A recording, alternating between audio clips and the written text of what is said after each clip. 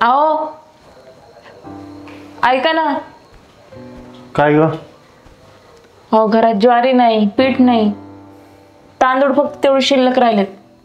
फक्त 2 दिवस जातील कसे बसे. तू एक काम कर, 2-3 दिवस आहे ना माहेरी जा. मी बघतो इथलं काय करायचंय. असं कसं? मी नाही जाणार कुठं. आणि लग्न काय फक्त सुख भोगायला केलं होतं का? असं दुःखाच्या वेळी मी तुम्हाला सोडून नाही जाणार.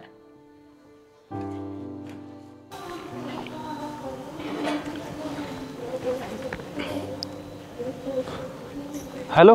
हॅलो. अरे सुरेश, तुला 1000 रुपये दिले होते रे, तेवढे रिटर्न देऊ शकतो का? अरे अर्जंट रे. अरे काय सांगू का, माझाच बाप ॲडमिट आहे, मलाच इकडं पैसे कमी पडते ते. अरे सनी, तुझ्या भावाच्या लग्नात मी तुला 25,000 रुपयाची मदत केली होती रे. हा. अरे रवी, खरंच तुझ्यामुळं लय बार हलका झाला बरं का. भावाला मुलगा आला ना काल. अरे वा, अभिनंदन. अरे मला जरा गरज होती रे, रिटर्न देऊ शकतोस का तू? अरे काय सांगू रवी तुला आता. अरे मागच्या महिन्यातच मी मोबाईल शॉप उघडली रे, त्याच्यामुळं जरा खर्च झाला आहे. आता खरंच तानात नाही, मी बघतो मला काहीतरी. बरं बरं, प्लीज बघ ना तेवढं. बरं, करतो मी तुला परत.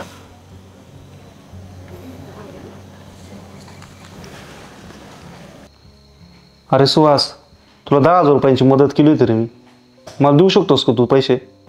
ऐक ना, अरे सध्याला माझ्याकडे पैसे नाही येत. अकाउंटला फक्त 200 रुपये येतं. पाठवू का तेवढे? बरं बरं, पाठव तेवढे. मग काय? हो पाठवतो.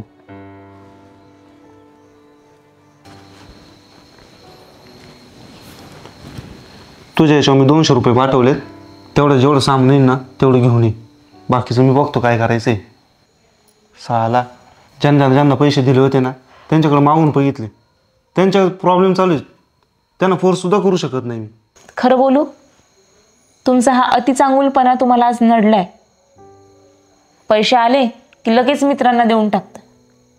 आता आपल्या घरी आपण किती लोकांना जेवायला बोलावतो, पण आज तुमच्या मदतीला कोणीतरी आहे का जवळ?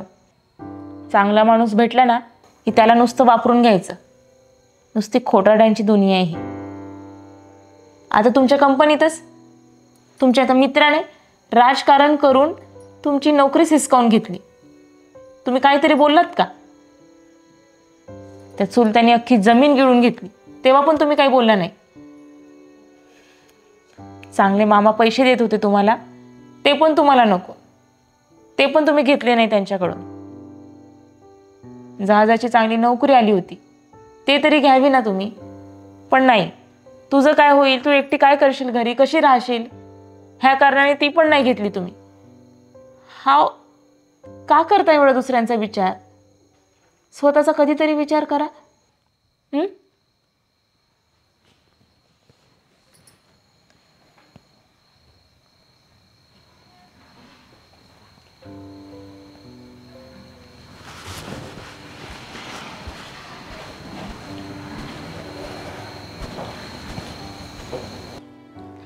अरे आपल्याकडे पैसे असले ना आपण लय मदत करतो. हा, परवाच त्या रवीला 10,000 रुपये दिले.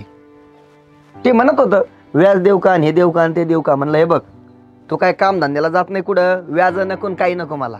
हा, अरे आपलं लय मोठं म्हणे. आता त्याला फुकट खायची सवय लागली. हा, काय करणार आहे? त्याला म्हणलं हे बघ, दे नाही तर मामा ठेवू का? हा नंतर करतो. खरे रवी, कसं आहे? तू माझे राहिलेले पैसे कधी देणार मला ते सांग पहिलं. अरे अकाउंटला पैसेच नाहीत माझे. 200 रुपये होते, तुला दिले नाही का बरं परवा? दिसतंय मला ते तुझ्या वागण्यावरून. अरे खरंच नाहीये. चला ना, पिक्चरला जायचंय ना.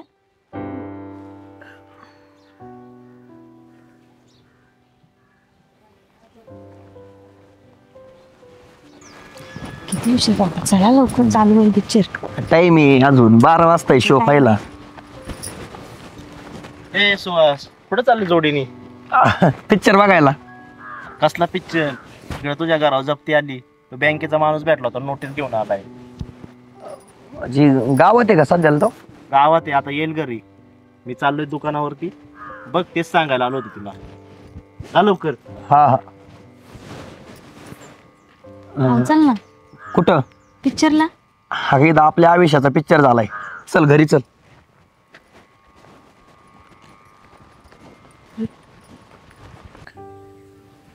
अहो किती आनंदात राहत होतो आपण. कसले दिवस आले आपल्यावर. कोणाची नजर लागली असेल हो. नजर नाही ग, माझ्या जेव्हार चांगली नव्हती. ही लोकांचे पैसे वेळेवर दिले असते ना तरी वेळ नसते आली आपल्यावर. मी पैसे घ्यायचो, मजा करायचो. सुहास, इथं शेतात बसून काय करतोय तू?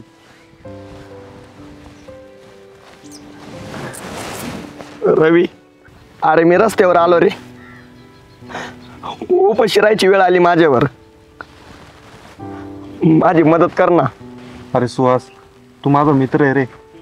तुझ्या किती वाईट वेळ आली ना, तुला संकटात सोडून नाही जाणार मी. काळजी नको करूस. चला आपल्या घरी जाऊ. वहिनी चला.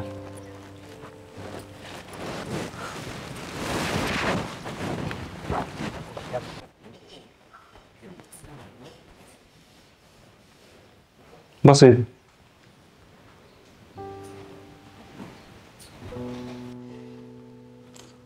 अहो ते आपल्यासोबत असे वागले तरी तुम्ही त्यांना घरी घेऊन आलात. बोल ना. हो, आपली परिस्थिती अजून सुधारलेली नाहीये. आणि सगळ्यांना पुरेल असं घरात काय बी नाही. आपल्या दोघांपुरतीच जेवण घरात. अगं आपल्याला उपाशी राहायची सवय आहे, त्यांना नाही ना. काय बनवलं ना त्यांना वाढतो, आपण राहू उपाशी.